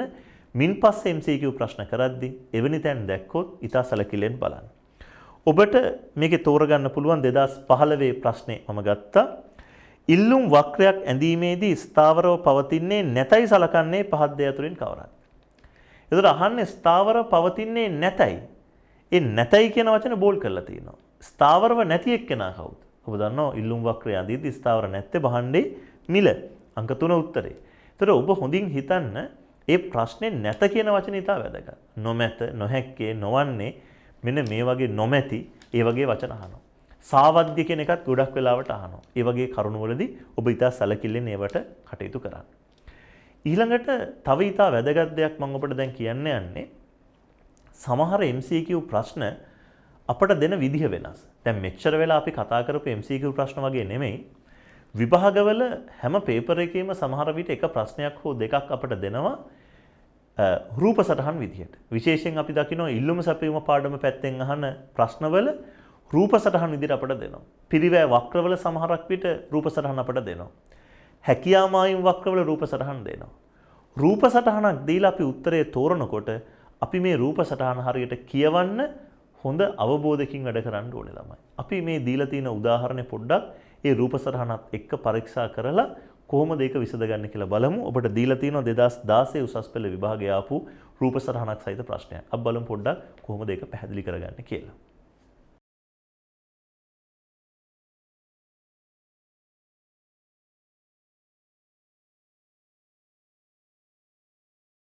බණ 2016 ප්‍රශ්නේ ඔබට ඔබේ සටහනේ දීලා තියෙන රූප සටහන මම මේ බෝඩ් එකෙත් පෙන්නලා තියෙනවා. ඔබට කියන x කියන භාණ්ඩය මත පනවා තිබූ විශේෂ බද්දක් ඉවත් කළ පසු සැපයුම S2 සිට S1 දක්වා වැඩි වෙන බව පහත රූප සටහන පෙන්වයි. තමයි හොඳට මතක තියාගන්න මේ රූප සටහන දිහා බලපු ගමන් ඔබ හරි අවබෝධයක් ගන්න ඕනේ මේකේ මේ සැපයුම් වක්‍රය මොන පැත්තටද ගියේ කියලා. ඊතලයක් දාලා ඔබට පෙන්නලා නැහැ. එහෙම විභාගේ කරන්නේ නැහැ. මේකේ එතකොට සමහරව හිතන්න පුළුවන් S1 S2 තියෙන නම් 1 ඉඳන් 2 වලට යන්නේ නැති. නමුත් ඔබට පේනවා මේකේ කියලා තියෙන්නේ 2 ඉඳන් 1 වලට ආවා කියලා. මේ පැත්තට ආපු බව කියන ඔබට පුළුවන් ඕනනම් ඒක මාක් කරගන්න ප්‍රස්තාර සටහනේ. බද්දක් පනවද්දි වමට යනවා මේක කියන්නේ බද්ද ඉවත් කරලා. එහෙනම් වක්‍ර දකුණට ආවා. ඒතර මේ රූපය ඔබ හරියට කියවගන්නේ අංක 1ට වැදගත්. මොකද්ද මේක වෙලා තියෙන්නේ? ඉන් පස්සේ අපට කියනවා මේ රූපේ බලලා බද්ද ඉවත් කිරීම නිසා බදු අය බහරයටයි පාරිභෝගික වියදමටයි මොකද උනේ කියලා. දැන් ළමයි බදු ආදායමට වෙච්ච දේ ඔබ හදා ගන්න ඕනේ. ඔබට මතක තියෙන්න ඕනේ හැමතිස්සෙම බද්ද අපි අඳුනගත්ත ක්‍රමයක් තියෙනවා රූපෙක. අපි කියනවා බද්ද එන්නේ නව සමතුලිතයේ සිට පැරණි සැපයුම් වක්කට සිරස් දුර. ඒතර බද්ද පනපු වෙලාවේ මේක වමට ගියා නම් මෙතන තමයි අලුත් සමතුලිතය. මෙතන තමයි පැරණි සැපයුම් වක්‍රය. මේකනේ ටැක්ස් එක කියන්නේ. කොහොමදත් සැපයුම් වක්‍ර දෙක අතර සිරස් දුර තමයි ළමයි බද්ද. ටැක්ස් එක 16යි 24යි අතර වෙනස කියන්නේ 8යි. එහෙනම් 8 ගානේ මේ ටැක්ස් එක පනවල තියෙන වෙලාවේ වහන්න 60ක් නේ ගත්තේ. එහෙනම් 60 වට 480ක් තමයි ටැක්ස් ඉන්කම් එක. දැන් ටැක්ස් එක ඉවත් කරාම වෙන්නේ මේ ටැක්ස් ඉන්කම් එක අඩු වෙනවා 480. ඊට පස්සේ අපෙන් අහනවා පාරිභෝගික පැහැදම. දැන් පරිස්සමින් තේරුම් ගන්න ළමයි. බද්ද යටතේ බදු තියෙද්දි බදු සහිතව තියෙද්දි බදු සහිතයි නම් මෙතන ඉන්නේ. බද්ද ඉවත් කරාම කුණට ආවේ. රූප සටහන හරියට කියව ගන්න ඕන කියන්නේ ඒකට. බද්ද තියෙද්දි මිල 24යි. 24 යටතේ ගත්තේ බහඬ 60යි. එතකොට මෙතන උත්තරය එනවා 1440ක්. දැන් බදු රහිතව බද්ද අයින් කරනවා. බද්ද අයින් කරාම අලුත් මිල 20යි. 20 ගානේ බහඬ 100ක් දැන් ගන්නවා. 2000යි. එහෙනම් පාරිභෝගික පැහැදම වැඩි වෙලා තියෙනවා ළමයි කොච්චරකින්ද? 560කින්. දැන් ඔය කැල්කියුලේෂන් එක කරද්දි මේ රූපේ හරියට කියවලා අවබෝධයෙන් බැලුවේ නැත්තම් ඔබ වරද්ද ගන්නවා. මේක ගියේ මොන පැත්තටද? මේ ඊතලේ අපි දාගත්ත. ඒක ගානේ කියලා නැහැ. ගානේ හරියට ඒක කියවලා බලලා අවබෝධයෙන් ගන්න ඕනේ. එහෙනම් බදු ආදායම 480ක් අඩු වෙන්න ඕනේ. ඒ වගේම පාරිභෝගික පැහැදම 560කින් වැඩි වෙන්න ඕනේ. හරි උත්තරේ අංක 3යි ඔබට තෝරගන්න තියෙන්නේ.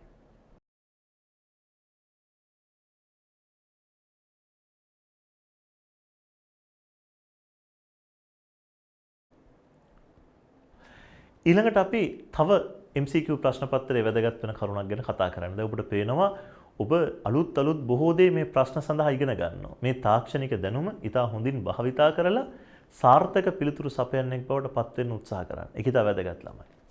සමහර MCQ ප්‍රශ්නවලදී ඒ MCQ ප්‍රශ්නෙන් මතු කරන සංකල්පේ වචනාර්ථයට වඩා ඔබ විෂයාර්ථය ගැනයි සැලකිලිමත් වෙන්න ඕනේ. හේතුව ඔබ ඉන්නේ ආර්ථික විද්‍යා ප්‍රශ්න පත්‍රයකට පිළිතුරු සපයමින්.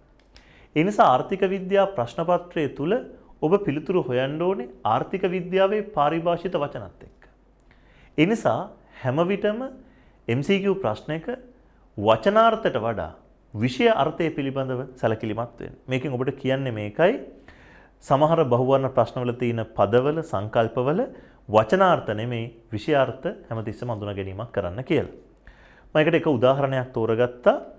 ආර්ථික විද්‍යා අර්ථකථනය අනුව නොමිල භාණ්ඩයක් යන වඩාත් හොඳින් විස්තර කළ හැක්කේ. දැන් නොමිල භාණ්ඩ කිව්වම සමහරු මේකේ වචනාර්ථය ගන්නවා නොමිල. මිල ඉස්සරහට නොයන්න, නියන්න, නැයන්න මොකක් හරි දැම්මොත් නැත කියන අදහසනේ සිංහලෙන් ගන්න අපි. නෝ මිල කියන්නේ මිලක් නැත කියන අදහසයි සමහරු සිංහලෙන් හදාගන්නේ. හැබැයි ඒක ළමයි සම්පූර්ණයෙන් වැරදි. දැන් මේකේ එහෙම හිතන කෙනෙක්ට නොමිලේ ලබා දෙන භාණ්ඩයක ශුන්‍ය මිලකට සැපෙන භාණ්ඩයක වගේ උත්තර හිතෙනවා. නමුත් ආර්ථික විද්‍යාවේ නොමිල භාණ්ඩ කියන වචනේ පාවිච්චි කරන්නේ ඒකට නෙමෙයි. හිඟකමකින් තොරව ලබා ගන්න භාණ්ඩ. එහෙම නැත්නම් අසීමිත සැපයුමක් තියෙන භාණ්ඩ. මේකේ හරි උත්තරය අපට තෝරගන්න පුළුවන් හිඟ සම්පත් භාවිතා නොකරන භාණ්ඩ කියලා. ඒතර නොමිල කියන වචනේ සිංහල අර්ථයක් ගැන නෙමෙයි. නොමිල කියන පදය පාරිභාෂිතව ආර්ථික විද්‍යාවේ යෙදෙන්නේ මොන අදහසින්ද කියන එක මතයි ඔබ උත්තර තෝරන්න ඕනේ. ඒ වගේ ඕනතරම් ආර්ථික විද්‍යාවට ආවේනික වෙච්ච වචන තියෙනවා. දැන් මම නිකන් ඔබට උදාහරණයකට තව එකක් කියන්නම්. නිරුද්ධමනය. ගොඩක් පිට මම අර කියන්නේ නයන්න, නියන්න, නොයන්න දාපු ගමන් නැත කියන අදහසනේ ගන්නෙ. උද්දමනයේ ඉස්සරහට නිර්දැම්මම සමහරව කියනවා නිරුද්ධමනය කියන උද්දමනයේ නැත කියන එක. නමුත් ඇත්තටම නිරුද්ධමනයේ අදහස ඒක නෙමෙයි. නිරුද්ධමනය කියන උද්දමනයක් තියෙනවා. උද්දමන අනුපාතිකයේ අඩුවීමක් ගැන. ඒ නිසා අපි හරිය කල්පනාකාරී වෙන්න ඕනේ මෙන්න මේ වගේ වචනවලදී පරිස්සමින් මේ විෂයාර්ථයන් තෝර ගැනීමක් කරන්න. ඔබ ඒව ගැනත් හිතන්න. ඊළඟට මම තව එක කරුණක් තෝරගත්තා. විශේෂයෙන් සමහර බහුවර්ණ ප්‍රශ්නවල ළමයි තොරතුරු ගොඩක් ඔබට එනවා. විශාල දත්ත ප්‍රමාණයක් එනවා. විශාල දත්ත ප්‍රමාණයක් එක්ක ප්‍රශ්නයක් දුන්නම ඒ ප්‍රශ්නය හරිම සංකීර්ණයි.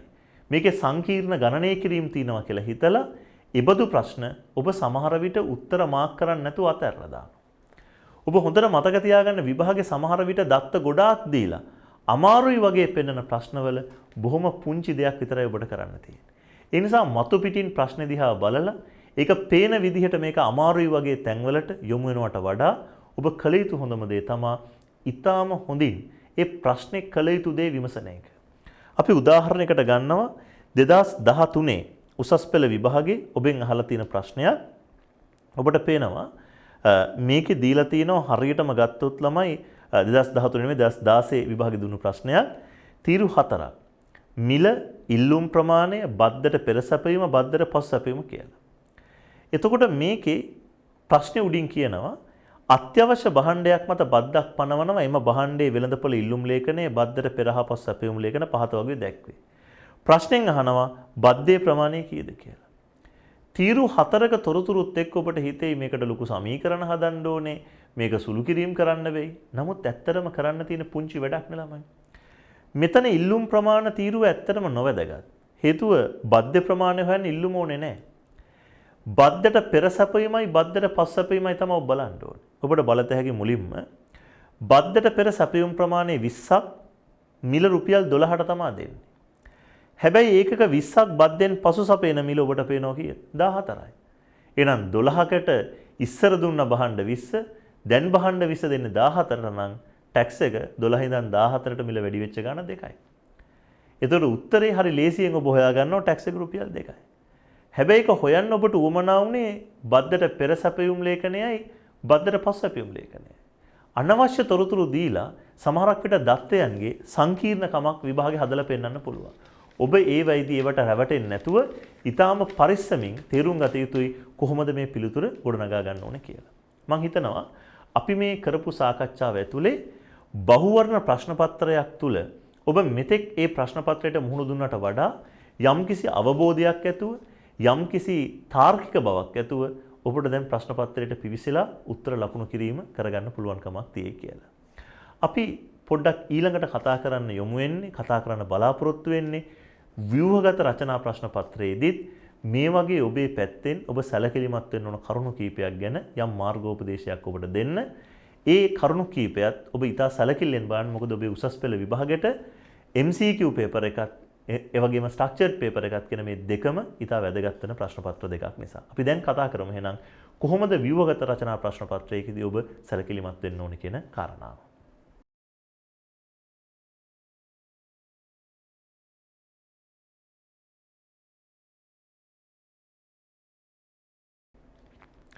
ව්‍යුහගත රචනා ප්‍රශ්න පත්‍රය තුල ඔබ ඊටාම සැලකිලිමත් වෙන්න ඕන ඊටාම සීමිත කරුණු කීපයක් අපි මේ වෙලාව තුළත සාකච්ඡා කරන්න බලාපොරොත්තු වෙනවා. විශේෂයෙන් වැදගත්ම කරුණ හැටියට මම ඔබට මුලින්ම යෝජනා කරනවා ඔබේ කාලය කළමනාකරණය කිරීම සම්බන්ධයෙන් ඔබ ඊටාම සැලකිලිමත් විය යුතුයි.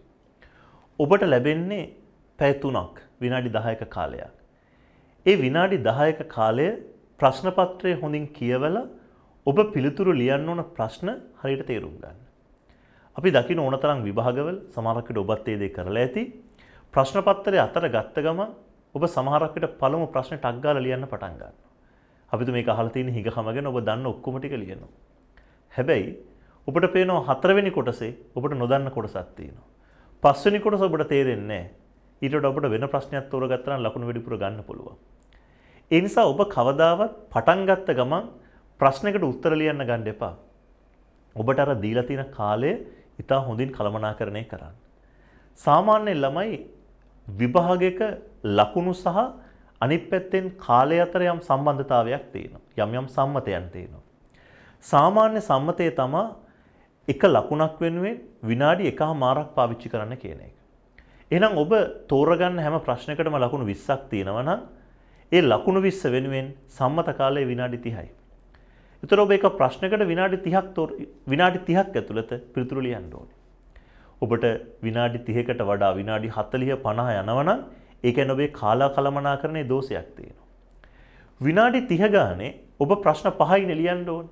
එතකොට ඔබට විනාඩි 30 ගානේ ප්‍රශ්න 5ක් ලියන්න විනාඩි 150ක් යනවා. පැය 3ක් ඔබට තියෙනවා. ඒ කියන්නේ විනාඩි 180ක්. තව විනාඩි 30ක් ඉතිරි. දැන් සමහර ළමයි හිතනවා මේ වැඩිපුර විනාඩි 30 තියෙන්නේ තව ප්‍රශ්නයක් try කරන්න කියලා. ඒක කොහෙත්ම නොකළ යුතුයි ළමයි.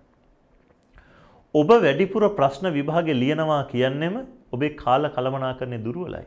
සමහර වෙලාවට කියනවා මම 8ක් ලිව්වා, මම 6ක් ලිව්වා. ඒ සම්පූර්ණයෙන්ම වැරදි ක්‍රමවේදයක් ළමයි. ඔබට විභාගේ කියන්නේ ප්‍රශ්න 5කට පිළිතුරු ලියන්න නම් ඔබට හොඳටම ලකුණු ගන්න පුළුවන් හොඳම ප්‍රශ්න 5 තෝරගෙන ඔබ ලියන්නේ නැතිව ඔබ ප්‍රශ්න 6ක් 7ක් ලිව්වා කියලා ඒක කිසිම විදිහකට ඵලදායක වෙන්නේ නැහැ. ඔබට විභාගේ ලියන්න කියන්නේ ප්‍රශ්න 5 නම් හොඳට ඔබ කියවලා ඔබ ලකුණු මට්ටම් දිහා බලලා වැඩිම ලකුණු ගන්න පුළුවන් ප්‍රශ්න 5 ඔබ ලියන එකයි කළ යුත්තේ. හැම විටම වැඩිපුර ප්‍රශ්නයක් ලියන්න යන එකෙන් වෙන්නේ ඔබ ලියන ප්‍රශ්න ටික පවා හරි වෙලාව වරන් ලියන්නේ නැති එක. එතකොට ඔබ මේ විනාඩි 30 වැඩිපුර තියෙන්නේ. ඔබ හැම විටම ප්‍රශ්නයක් ලිව්වම ඒ පිළිතුර නැවත කියවන්න. සමහරක් විට ඒ පිළිතුර කියවද්දී ඔබට දැනේ සමහර තැන්වල දෝෂ තියෙනවා. සමහරක් විට තවදුරටත් එකතු කරන්න ඕන කරුණු තියෙනවා. ඒ වෙනුවෙන් කාලය යොදවන්න. ගණනය කිරීමක් කරලා නැවත ඒක චෙක් කරන්න හරිද කියලා. ඔබ ඊටා පැහැදිලිව Taman ලියන ප්‍රශ්න පත්‍රයේ පිළිතුරු එක වතාවක් හෝ කියවලා ඒවයි හරි වැරද්ද ගැන හිතලා කටයුතු කරන්න යම් වෙලාවක් ගන්න.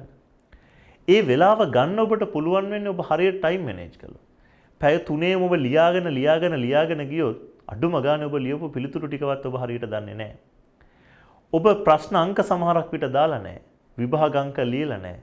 කොළ ටික හරියට අමුණලා නැහැ. ඔය සියල්ල කරන්න තමයි ඔය පැය 3 තියෙන්නේ.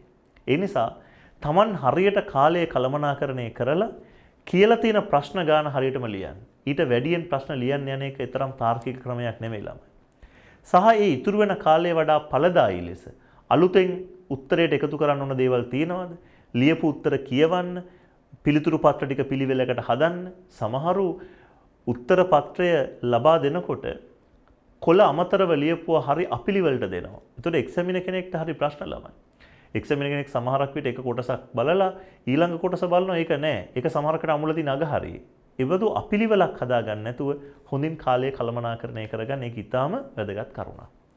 ඊළඟට ප්‍රශ්න තෝරගනිද්දි මම ඒක මුලදිත් ඔබට කිව්වා අයන්නෙන් ආයන්නෙන් හැමතිස්සෙම අවම වශයෙන් ප්‍රශ්න දෙකක් තෝරගන්න ඕනේ.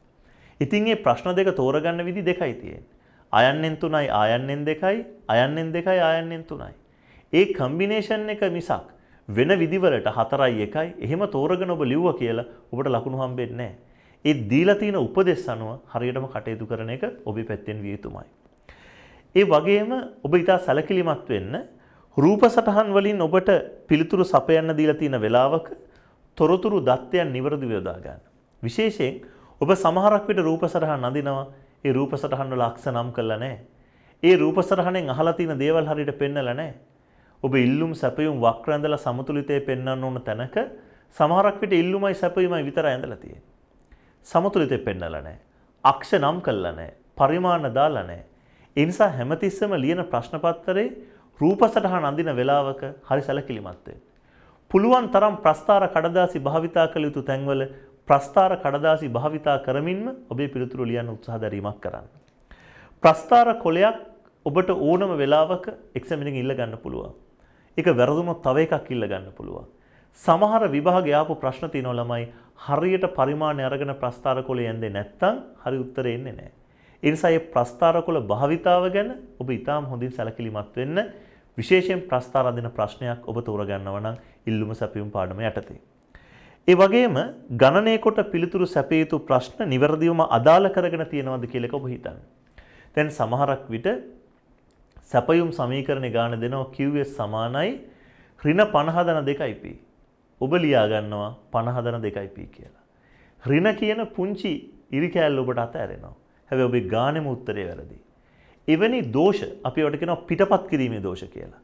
ප්‍රශ්න පත්‍රයේ තියෙන දත්තය පිළිතුරු පොතට පිටපත් කරද්දී ඒබඳු පිටපත් කිරීමේ දෝෂයන් ඔබ පවත්වගෙන ගියොත් ඔබේ පැත්තෙන් ඒක ඊටම නරක දෙයක්. සමීකරණයක් ඔබ කොපි කළා නම් ඒ කොපි කරපු සමීකරණය හරිද කියලා හොඳින් බලන්න. වගුවේ දත්තයක් ඔබ ගත්තා නම් ඒ ගත්ත දත්තේ හරිද කියන එක හැමතිස්සෙම බලන්න. ඒ නිසා පිටපත් කිරීම තුළ වැරදීම් සිදු වෙන්න තියෙන ඉඩකඩ හැකිතාක් මග හරව ගන්න. ඒ වගේම ළමයි අර මම පෙරත් මේක කිව්ව ඔබට විශේෂයෙන් ප්‍රශ්න අංක පිළිතුරු ලියනකොට ඒ හැම කඩදාසියකම අලුත් පිටුවකින් ආරම්භ කරන්න කියලා ඔබට කියන දේවල්, පිටු අංක දාන දේවල් ඊටාම නිවැරදිව කරන්න. ඔබේ ප්‍රශ්න පත්‍රයේ බලන එක්සැමිනර්ගෙන් ඔබ ලකුණු දිනා ගත යුතුයි. ඔබට ලකුණු දිනා ගන්න නම් ඔහුව දැඩි වෙහෙසකට පත් කරන්න එපා. සමහරු පළවෙනි ප්‍රශ්නට උත්තර ලියලා ඊට පස්සේ කොටසක් ඉතුරු කරලා දෙවෙනි එක පටන් ගන්නවා. ආයි තව ගොඩාක් දුර ගිහිල්ලා අරක මතක් වෙලා ලියනවා. එතකොට ඒ සම්බන්ධතාවය නැහැ ප්‍රශ්නේ. ඒතර සමහරක් විට බොහෝ විට ඔබට වෙන්නේ එක්සැමිනර් ඒ කොටසට ලකුණු දෙන්නේ නැහැ ඒකට හොයාගන්න බැරි වුණා.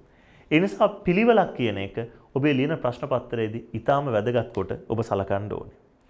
ඒ වගේම ළමයි සමහර ලියන පේපර් එකේ ප්‍රශ්න කරද්දී ඔබට ගණනය කිරීම වලදී විශේෂයෙන් විකල්ප ක්‍රම ගැන විකල්ප ගණනය කිරීම ගැන අවබෝධයක් තියෙනවා නම් ඒ ඊටාම වටිනවා. ඒකට හේතුව විකල්ප ගණනය කිරීම ඔබ දන්නවා නම් සමහර විට ඔබ හදපු ගාණක් තව ක්‍රමයකට හදලා ඔබට උත්තරේ පරීක්ෂා කරගන්න පුළුවන්. ඔබේ හරි වැරද්ද තහවුරු කරගන්න පුළුවන්. ඒ නිසා ඔබටම උත්තරවල නිර්වද්‍යතාව තහවුරු කරගන්න ඒ වගේ විකල්ප ගැන අවබෝධයක් තියාගන්න. එක ක්‍රමයකින් හදලා තව ක්‍රමයකින් ඒක පරීක්ෂා කරන්න පුළුවන් නම් ඒවා ඊටාම වැදගත්. මම ඔබට මේ ලියන ප්‍රශ්න පත්‍රයේ ගැන බහුවර්ණ ප්‍රශ්න පත්‍රයේ වගේ එකින් එකට කරුණු උදාහරණත් එක්ක අරගෙන නොකියුවට මේ කියන කරුණු ටික හොඳටම ප්‍රමාණවත් ඔබට හොඳ පිළිතුරු සපයන්නෙක් වෙන ලියන පේපර් එකේ. මම ඊට වැදගත් කරුණක් දැන් ඔබට කියනවා. ඔබ නිතරම ව්‍යුහගත රචනා ප්‍රශ්න පත්‍රයේ ප්‍රශ්න තෝරගන්නකොට බොහෝ විට නොකරන දෙයක් මේක. ඒ ඉතා හොඳින් පුරුදු වෙන්න අපි මේ රිවිෂන් පන්තියේ වැඩිපුර ඒ කරුණ ගැන ඉදිරියේදී පන්ති කරනකොට සැලකිලිමත් වෙනවා. ඒ තමයි ඔබ මතක තියාගන්න හැමතිස්සෙම ඔබ ප්‍රශ්න පත්‍රයේ ප්‍රශ්නෙත් එක්කම කියවන්න ඕනම දෙයක් තියෙනවා ළමයි. ඒ තමයි ඒ එක එක ප්‍රශ්නට ලැබෙන ලකුණු සංඛ්‍යාව. ඔබෙන් අහලා තියෙන ලකුණු ගාන ඔබ ලියන උත්තරයට කොච්චර බරක් දෙන්න ඕනද කියන එක වැදගත් ළමයි. දැන් සමහර විට අපි හිතමු හිඟකම ගැන ප්‍රශ්නයක් අහනවා. ඒ හිඟකම ගැන අහන ප්‍රශ්නේදී දීලා තියෙන්නේ අපිට ලකුණු දෙකයි. එහෙනම් ඔබ නිර්වචන ලියුවා නම් ඇති. නමුත් සමහර විට ඔබේ ලකුණු ගැන හිතන්නේ නැතුව හිඟකම ගැන ඔබ දන්න ඔක්කොම පිටු දෙකක් විතර ලියනවා. ආවස්තික පිරිවැය ගැන දන්න ඔක්කොම ලියන්න යනවා. හැබැයි අපිට දීලා තියෙන ලකුණු දෙක නම් අපි ඒකට සාධාරණ පිළිතුරක් පමණයි ලියන්න ඕනේ. ඔකේ අනිත් පැත්තත් සමහර තැන්වල වෙනවා. හිඟකම යන්නේ කුමක් අදහස් වේද ලකුණු 4යි. ඔබ ලියනවා හිඟකම යනු අසීමිත උවමනාවන්ට සාපේක්ෂව සම්පත් සීමිත වීමයි. ඉතින් ඒ එක වාක්‍යයට විභාගේ ලකුණු 4ක් දෙන්නේ නැහැ. ඒ නිසා වැදගත්ම දේ තමයි ප්‍රශ්නෙත් එක්ක ලබා දීලා තියෙන ලකුණු සංඛ්‍යාව හැමතිස්සෙම කියවන්න. ඒ ලකුණු ඛණ්ඩණය වෙනවා ඔබ ලියන පිළිතුරේ කොටස් එක්ක. ඒ නිසා Tamanට දීලා තියෙන ලකුණු සංඛ්‍යාව දිහා බලලා ඊට අනුව බර දැබීමක් කළයි ඔබ පිළිතුරු ලියන්න ඕන. සමහරු කියනවා මම පිටු 14 15 ලිව්වා. ඒ වයින් ළමයි ලකුණු තීරණය වෙන්නේ නැහැ. හැමතිස්සෙම ඔබෙන් අහන ප්‍රශ්නෙට දීලා තියෙන ලකුණු ගානට සාධාරණ පිළිතුරක් ඔබ ලිව්වාද නැද්ද? සමහරක් විට සමහර ප්‍රශ්නයක කරුණු අහන ඔබෙන් කරුණු 4ක් ලියන්න කියලා. ලකුණු 4ක් දෙනවා. ඉතින් ඒකට හරි පැහැදිලි එක කරුණකට එක ගානේ තමයි ලකුණු හම්බෙන්නේ කියලා. එතකොට ඒ ලකුණු ගැන අවබෝධයක් නැතුව ඔබ ලියන පිළිතුරු ඊටාම අසාර්ථක පිළිතුරු බවට පත් වෙන්න පුළුවන්. ඒ වගේම ඔබ මතක තියාගන්න පොදුවේ ඔබේ ලියන ප්‍රශ්න පත්‍රයේදී විභාග අංක නිවැරදිව ලියන්න. මේවා මට වෙන්නේ නැත කියලා හිතනවට වඩා මේවා හිතේ තියාගන්න මේවා හරියට විභාගෙදි කරන්න. අමතක වෙලා විභාග අංක නොලිව්වොත් ඔබ වසර දෙකක් මාරක් තිස්සේ කරපු සියල්ල වතුර යන්න පුළුවන්. අලුත් ප්‍රශ්නයකට හැමතිස්සෙම අලුත් පිටුවකින් උත්තර ආරම්භ කරන්න. පැහැදිලි අත්තකුරෙන් භාෂාව නිවැරදිව ලියන්න. සමහරුන්ගේ අත්තකුරු ඊටාම අප්‍රසන්නයි සහ පැහැදිලි. විභාග පරීක්ෂකවරයෙක්ට ඒක තේරුම් ගන්න නොහැකි තරම් අපැහැදිලි. ඒ ප්‍රතිඵලය වෙන්නේ ඔබට ලකුණු නොලැබී යන්නේ. ඒ නිසා මෙය මුතු අකුරෙන් රවුම් කරලා ලියන්න කියන එක නෙමෙයි කියන්නේ. ඔබ අඩුම ගානේ තව කෙනෙකුට මේක කියව ගන්න පුළුවන් විදිහට හැමතිස්සම අත්තකුරු ගැන සැලකිලිමත් වෙන්න. ඒ වගේම පිළිතුරු කඩදාසි නිවැරදිව අමුණන්න මේ කියපු කරුණු කරන්න සැලකිලිමත් වෙන්න. හැබැයි කිසි වෙලාවක ඔබ විභාගෙදී මෙන්න මේ දේවල් කරන්න සැලකිලිමත් වෙන්න එපා. මේ දේවල් නොකර ඉන්න. මොනවද ඒ? විවිධ වර්ණ සහිත පෑන් භාවිත කරන්න එපා. තමයි සාමාන්‍ය විභාගයක පළමු පරීක්ෂකවරයා, ප්‍රධාන පරීක්ෂකවරයා, ලකුණු පරීක්ෂකවරයා විවිධ වර්ණ සහිත පෑන් භාවිතා කරනවා. ඔබත් වයි වර්ණයෙන් ඔබේ පිළිතුරු පත්‍රය ලිව්වොත් ඒක ඇත්තටම හරි කරදරයි ඇගයුම් ක්‍රියාවලියේ. ඒ නිසා විවිධ වර්ගයේ පෑන් භාවිතා කරන්නේ නැතුව ඔබ නිල් පෑනකින් පිළිතුරු ලියන්න. පාට පෑන් පාවිච්චි කරන්න එපා. හෝ කළු පෑනකින් පිළිතුරු ලියන්න. කවදාවත් ඔබේ ප්‍රශ්න පත්‍රයේ දුක් ගැනවිල ලියන්න එපා. අපි හිතමු මේ කොවිඩ් වසංගතයෙන් පස්සේ ඔබ විභාගයට මුහුණ දෙන්නේ. ඔබ කියන්න එපා අපි ඉගෙන ගත්තේ ඔන්ලයින් අපිට සිග්නල් තිබ්බේ නැහැ අපිට ප්‍රශ්න තිබ්බා අපිට මේ වැඩ තිබ්බා. එහෙම ඔබේ දුක් ගැනවිලි කීම විභාග ප්‍රශ්න පත්‍රයකට වැදගත් නැහැ. සියලු සිසුන් මුහුණ දෙන ප්‍රශ්න පත්‍රයේ ලකුණු දෙන්නේ දුක් ගැනවිලි සඳහා නෙමෙයි පිළිතුරු සඳහා. සමහරු තමන්ගේ ජීවිතේ ප්‍රශ්න ගැන කියනවා. ඒවා ගැන ලිවීමෙන් ඔබේ විභාගේ ලකුණු වැඩි වෙනවා. ඔබට අනුකම්පාවක් ලැබෙනවා කියන අදහසින් කවදාවත් එවැනි දේ කරන්න එපා. සහ ඔබේ දුරකථන අංක ලියලා මා අමතන්න. එහෙම නැත්නම් යම් මුදල් නෝට්ටු අමුණන්න. මේ වගේ ඊටාම අහිතකර නරක ක්‍රියාකාරකම් විභාගය තුල ඔබ කවදාවත් කරන්න එපා. ඒ නිසා ඔබේ පැත්තෙන් ඔබ ඊටා සාර්ථකව හොඳින් ඉගෙනගත්ත දේ පාඩම් කරලා මේ කියා දීපු තාක්ෂණික කාරණා ගැන හිතලා හොඳින් විභාගයට මුහුණ දෙන්නයි අවකාශ හදා ගන්න ඕනේ. ළමයි අද දවසේ මේ සාකච්ඡාව තුළින් මූලිකව අපි බලාපොරොත්තු වුණා. ඇයි අපි රිවිෂන් පන්තිය පටන් ගන්නෙ? ඔබ ඒකට එන්න ඕනේ. ඇයිද? එන්න ඕනේ නැත්තම් ඒ එන්න ඕනේ නැති හේතුත් ඔබට හදාගන්න තීරණයක් ගන්න පුළුවන්. ඒ වගේම අපි රිවිෂන් පන්තියේ කරන වැඩපිළිවෙල ගැන මම ඔබට කිව්වා. හැම දිනකදීම ප්‍රශ්න පත්‍රයක් එක්ක අපි පුනරීක්ෂණ පාඩම් මාලාව කරගෙන යන්නේ. එය තවදුරටත් තියරි පන්තියේ ඉගෙනගත්ත දේ නැවත කියවීමකට වඩා තියරි පන්තියේ ඉගෙනගත්ත දේවල් වඩා තාර්කිකව විභාග ප්‍රශ්න පත්‍රයේ ලකුණු සඳහා සැලකිල්ලක් දක්වමින් ප්‍රශ්නෝත්තර ස්වභාවයකින් අපි ඉගෙන ගන්න උත්සාහ දැරීමක් කරනවා. සහ අපි මේ මුල් පියවර තියන්නේ ප්‍රශ්න පත්‍රය සඳහා පුළුවන් තරම් යොමු වෙන්න. ඒතර ප්‍රශ්න පත්‍රය සඳහා යොමු වෙද්දී බහුවර්ණ ප්‍රශ්න පත්‍රෙත් ව්‍යුහගත රචනා ප්‍රශ්න පත්‍රෙත් හැදෙන විදිහ ඒ ප්‍රශ්න පත්‍ර වලට පිළිතුරු ලියද්දී දැනුමට අතිරේකව ඔබ විසින් සැලකිලිමත් වෙන්න ඕන යම් කරුණු පිළිබඳ මාර්ගෝපදේශයක් දෙන්නයි අද දවසේ මේ කතා බහෙන් මේ වැඩසටහනෙන් මම බලාපොරොත්තු වෙන්නේ. මම හිතනවා ඔබට යම්කිසි අවබෝධයක් එන්නේ නැති ඔබ මින් ඉදිරියට කරන ප්‍රශ්න පත්‍රවලදී ඔබ මෙතෙක්කල් ප්‍රශ්න පත්‍ර කරාට වඩා මේ ඉගෙන ගත්ත කරුණුත් එක්ක ඔබට යම් දියුණුවක් සහිතව වැඩි ලකුණකට යන්න වඩා තාර්කිකව හිතන්න තාක්ෂණික ක්‍රම අනුගමනය කරන්න පුළුවන් ශිෂ්‍යයෙක් බවට පත් වෙයි කියලා හිතනවා. එහෙමනම් ලබන සතියේ ඉඳලා අපි පුනරීක්ෂණ පන්තියේ කටයුතු ආරම්භ කරනවා. අවශ්‍ය කෙනෙකුට ඒවා සඳහා සහභාගී වෙන්න පුළුවන්. ඔබ කවර කටයුත්තකදී වුණත් මේ විභාගයේ සම්බන්ධයෙන් මේ කියා දුන්නු කරුණවලදී ඒවා ඔබේ විභාග ප්‍රශ්න පත්‍රයේ ලකුණු එකක් හෝ වැඩි කරගන්න භාවිතා කරන ඇතැයි බලාපොරොත්තුවෙන් අද අපි මේ වැඩසටහන මෙතකින් නිමවටපත් කරනවා.